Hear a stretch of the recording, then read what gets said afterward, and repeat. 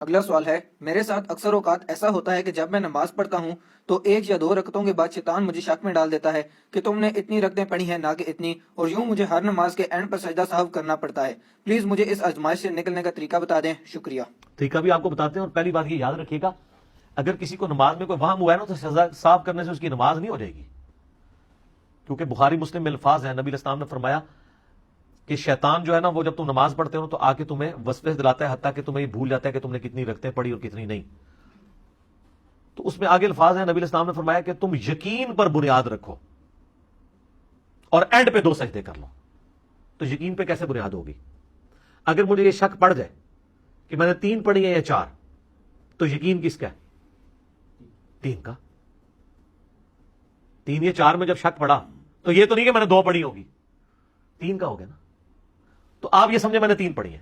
بخاری مسلم کے الفاظ ہیں، اگر تم نے نماز جتنی شیطان نے تمہیں یعنی وسوسہ دلایا ہے وہ وسوسہ ہی تھا، تو یہ تمہارے جو اینڈ پہ تم ایسا کرو کہ اینڈ پہ 2 سجدے کر لو صحف کے، وہ تمہاری پوری نماز کو جفت کر دیں گے۔ اگر تم نے 4 کی بجائے 5 پڑھ لی تھی، اور اگر آپ نے 4 پڑھے تھے تو یہ 2 سجدے شیطان کو ذلیل کر دیں گے۔ اس کے لیے سجدہ صاحب کے 5 طریقے حدیث کے اندر آئے ہیں۔ سب سے آسان طریقہ یہی ہے کہ سجدہ کرنے سے پہلے، جو بخاری مسلم میں آتا ہے، تشہد جب پورا مکمل ہو جائے آپ کا، سلام پھیرنے سے پہلے 2 سجدے کریں، پھر دوبارہ بیٹھیں اور تشہد پڑھے بغیر ہی دونوں طرف سلام کر دیں، یا آپ 2 طرف سلام پھیر چکے ہیں اس کے بعد 2 سجدے کریں پھر آپ بیٹھ جائیں، اس کے بعد سلام پھیرنے کی ضرورت نہیں۔ اور تیسرے طریقے میں دونوں طرف سلام بھی ہے، تشہد والا بھی ہے، میرے علیحدہ سے کلپ ہے، مسئلہ 92 ریکارڈڈ ہے۔ سب سے آسان طریقہ یہ ہے کہ آپ نے سلام پھیرنے سے پہلے 2 سجدے کرنے ہیں اور پھر بیٹھ کے ساتھ ہی دائیں بائیں سلام پھیر دینا ہے، تو آپ کی نماز ہو جائے گی۔ لیکن اگر آپ کو بالکل ہی کوئی پتہ نہیں ہے تو سر نماز ہی آپ نے دوبارہ پڑھنی ہوگی۔ آپ سے اگر میں پوچھوں یقین پہ بنیاد رکھیں، تو آپ کہیں مجھے تو یہ بھی نہیں پتا میں نے ایک بھی پڑھی ہے کہ نہیں، ایڈے کو وہم پہ گیا، پھر تو تھوڑا کوئی علاج نہیں ہے۔ اچھا لیکن ہمارے پاس اس کا بھی علاج ہے، لو جی پھر اے بھی علاج لے لو۔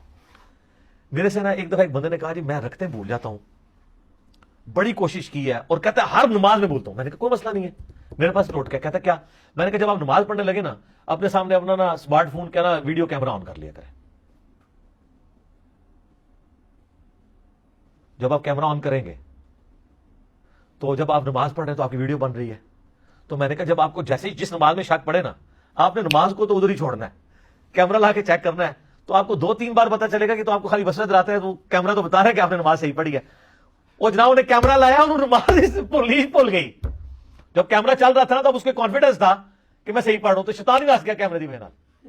یہ میں آپ کو بالکل صحیح طریقہ بتا رہا ہوں جینون۔ جس کو شک پڑتا ہے نا، وہ سامنے کیمرہ لگا کے نا نماز پڑھے، بعد میں وہ کاؤنٹر چیک کر سکتا ہے نا۔ اس دوران وہ 3 یا 4 میں شک پڑا تو کہ میں نے 3 پڑھی ہے، 4 پوری کر کے یا وہ 5 بھی ہوگی، سجدہ صاحب کر لے گا، نماز ہو جائے گی۔ لیکن بعد میں جب کیمرہ دیکھے گا نا، اور نمبر آف ٹائم جب آپ یہ پرفارم کریں گے، تو آپ کو چلے گا شیطان سے آپ کو وسوسہ دلاتا ہے، آپ نماز بالکل ٹھیک پڑھ رہے ہوتے ہیں۔ ایک یہ کیمرے والا طریقہ ہے جدید، ایک مدنی طریقہ۔ ایک اور طریقہ ہے کہ آپ صورتیں فکس کر لیں ہر رکعت کی۔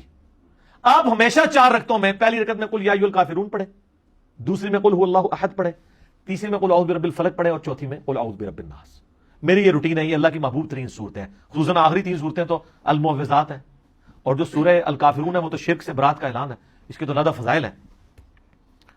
سر آپ کبھی بھی نہیں بھولیں گے۔ آپ مجھے بتائیں جس نے قل یا ایھا الکافرون پڑھی ہوئی ہے، کوئی ایڈی سیدھی صورت ہے؟ عام بندے تو یاد ہی نہیں ہوتی، اب مکس ہو جاتی ہے، قل یا ایھا الکافرون لا اعبد ما تعبدون۔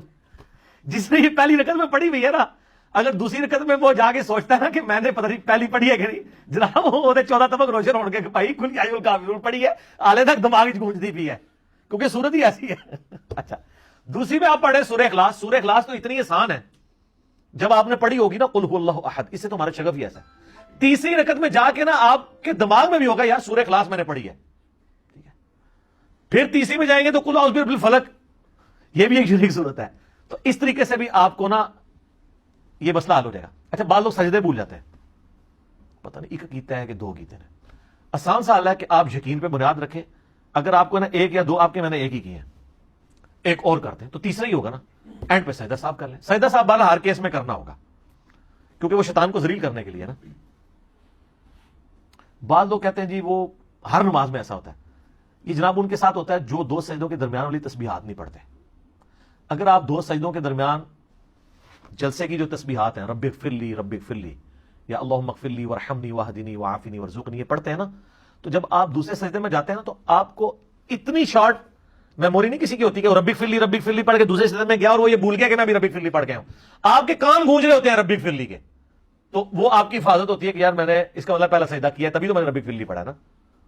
ये जलसे की तस्बीहात की ऐसी बरकत है, मैंने कई लोगों को बताया जो तस्बीहात नहीं पढ़ते थे, जब उन्होंने तस्बीहात शुरू किए तो वो उनको सजदों का आवाम आना बंद हो गया। ठीक है, बाकी अगर कोई किसी को भूल गया, तशहुद दरमियान वाला रह गया, कोई मसला नहीं, एंड पे सजदा साफ करें, उसके लिए तो तशहुद भी दोबारा पढ़ने की जरूरत नहीं, वो भी हदीस बुखारी मुस्लिम में मौजूद है। नबी इस्लाम भी भूल गए थे, आपने एक दफा 5 रकतें पढ़ा दी थी जोर की, एक दफा 3 पढ़ा दी थी, तो आपने सामने कहा मैं भी भूल जाता हूं जिस तरह और इंसान भूलते हैं, जब मैं भूल जाऊं तो तुम मुझे याद करवा दिया करो। और बुखारी मुस्लिम में कि इमाम को लुकमा दो, मर्द सुबहान अल्लाह कहें और औरतें तस्फीक करें, ये हाथ पे हाथ मार के। औरत की आवाज का भी पर्दा है, औरत सुबहान अल्लाह कह के नहीं कहेगी, गलती पे आगाह करेगी। औरत के पर्दे का आप जरा लेवल देखें। और सुबहान अल्लाह कहना, अल्लाह अकबर नहीं कहना।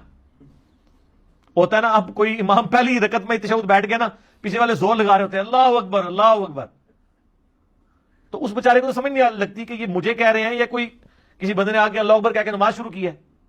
सुबहान अल्लाह जब आप कहेंगे ना, तो सुबहान अल्लाह नमाज में कहीं नहीं सुबहान अल्लाह सिर्फ अकेला सुबहान अल्लाह नहीं आता, सुबहान रब्बियल अला या सुबहान रब्बियल अज़ीम आता है। सुबहान अल्लाह का क्या मतलब है? अल्लाह गलतियों से पाक है, मुराद ये कि तूने गलती की है, ये इसकी हिकमत है। सुबहान अल्लाह कह के आप गलती से आगाह करें।